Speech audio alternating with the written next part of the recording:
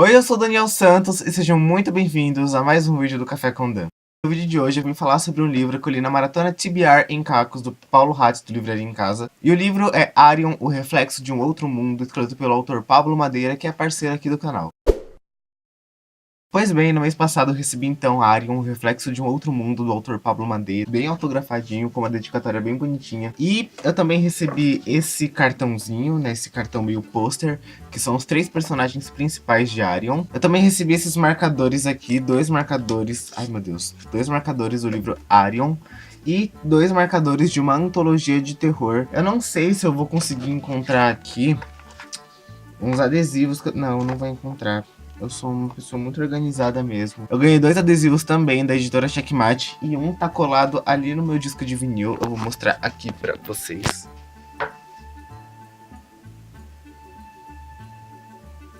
Mas enfim, eu vou correndo logo pra resenha, porque senão esse vídeo vai ficar com 10 milhões de minutos. O livro Arion é uma fantasia, né? A primeira fantasia do autor. Eu já tinha lido 2 livros dele. Eu li Claire, que é um romance LGBT. E também li Sem Amor, Só Loucura, que é meio que uma coletânea de crônicas do autor.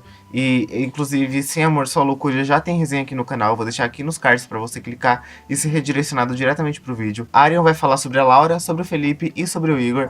Eles são 3 amigos. Na verdade, a Laura e o Felipe, eles já têm ali uma historinha ali no passado, né? Eles já namoraram, mas aí não deu certo, eles terminaram. E os 3 vão então explorar uma casa abandonada que ela é tida como assombrada. E a Laura, ela é super fã dessas coisas de terror, sabe? De casa mal assombrada, de ver demônios.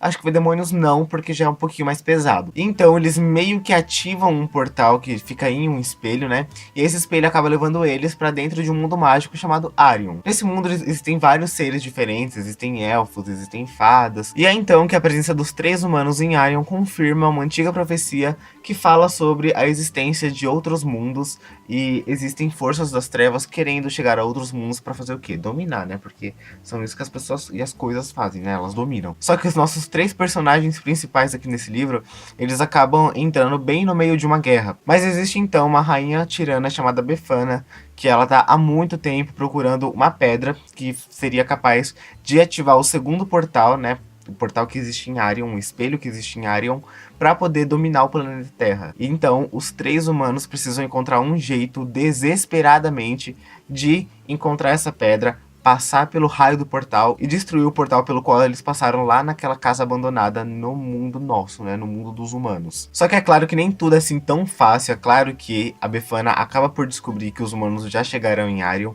Então a busca dela promete ficar muito mais intensa e a gente ainda não sabe exatamente como vai acontecer isso. Mas isso só vai acontecer no segundo livro dessa duologia. Então eu tô muito ansioso pra saber qual vai ser o desfecho dessa história, qual vai ser o desfecho da história dos personagens ali com os seres desse outro mundo. Eu tô muito, mas muito ansioso pra ver o que vai acontecer. Uma coisa muito interessante que o autor colocou nesse livro são alguns elementos que meio que falam que as coisas que a gente tem aqui na Terra são meio que cópias das coisas que existem em outros mundos.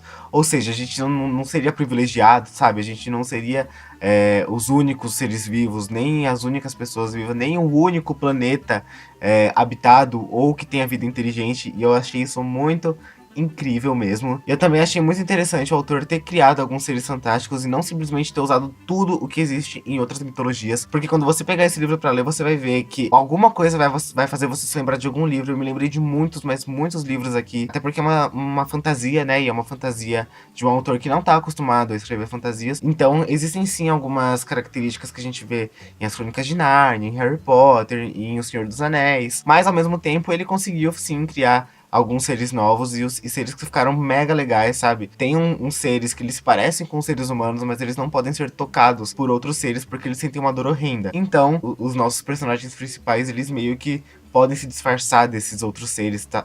Quando alguém toca neles, justamente para não saberem que eles são humanos e tudo mais. Agora vamos ao que eu achei da história no geral. Eu confesso que a história não tomou o rumo em que eu tava esperando, porque eu acredito que a minha expectativa foi muito alta. Inclusive, eu tô esperando esse livro há tanto tempo, eu estava esperando esse livro ser lançado desde que o Pablo anunciou no grupo de parceiros que ele estava escrevendo uma fantasia. Então eu acho que ter elevado tanto a minha expectativa acabou me trazendo uma leitura não tão positiva assim. Como eu falei pra vocês, eu achei muitos elementos dessa história parecido com de outras histórias fantásticas, e a gente até entende porque é um livro de fantasia. Mas um livro de fantasia pode e deve ter coisas novas, deve ter seres novos, deve fazer as coisas seriam um pouco mais complicadas do que normalmente elas são em livros infantis.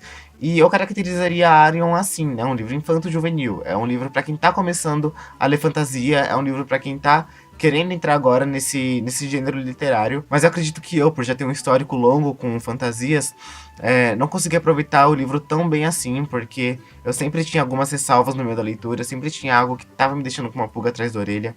E então foi repensando nessa resenha, né? Foi repensando nas coisas que eu tinha pra falar sobre o livro. Eu acabei abaixando uma estrela, eu tinha dado 4 estrelas pro livro. Então o livro acabou ficando com 3 estrelas, mas isso não quer dizer que o livro seja ruim.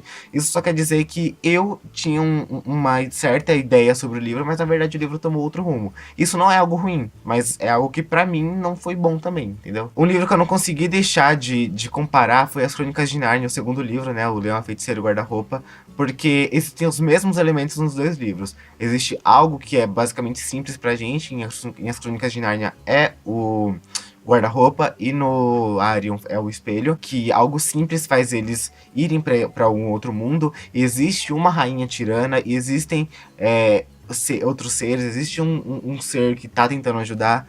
Então eu acho que faltou um pouquinho de originalidade aí. Eu acho que o Pablo poderia ter diversificado mais a história, ele poderia ter colocado outros elementos que a gente não vê em tantas fantasias assim, mas acabou que eu achei que caiu um pouquinho no clichê e que não instigou a leitura do jeito que deveria ter instigado, justamente por ter esses elementos que a gente encontra na maioria das fantasias. Por ser o primeiro livro de fantasia do autor, ele tá mais do que de parabéns. É um livro que me deixou grudado nele do início ao fim. Todos os momentos que eu tinha uma pausa, eu parava e sentava pra continuar lendo o livro, porque apesar de eu ter algumas ressalvas sobre o livro, a história é muito boa. A escrita do Pablo é uma escrita incrível. É isso que eu tenho pra falar pra vocês. Eu sempre vou indicar os livros do Pablo aqui, porque são livros leves, são livros fáceis de serem lidos. São livros que acabam, de certa forma, fazendo você se sentir em um outro mundo, em uma outra realidade. E eu gostei bastante mesmo disso. Eu acho que nesse quesito, ele tirou mais do que 10. Então, meus parabéns, Pablo, por ter feito eu me sentir desse jeito durante a leitura, e eu me babei um pouquinho aqui agora. Eu vou falar bem rapidinho agora, porque minha bateria inclusive está acabando, sobre todo o material usado pela editora. A capa do livro é uma capa maleável, mas é uma capa que